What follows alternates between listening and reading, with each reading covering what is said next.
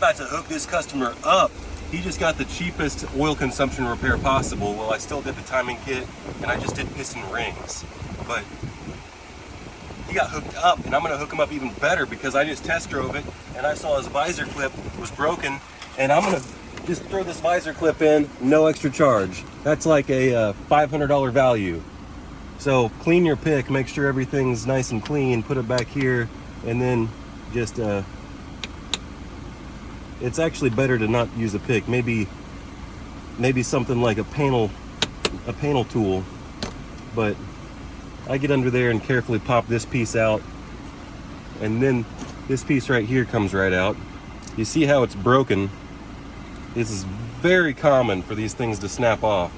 It's almost like they want to snap off. You see how there's this little ridge in here? It's almost like they designed it to cause problems. And then people are like, well, my car's falling apart. I better trade it in and get a new one. That's the theory. And then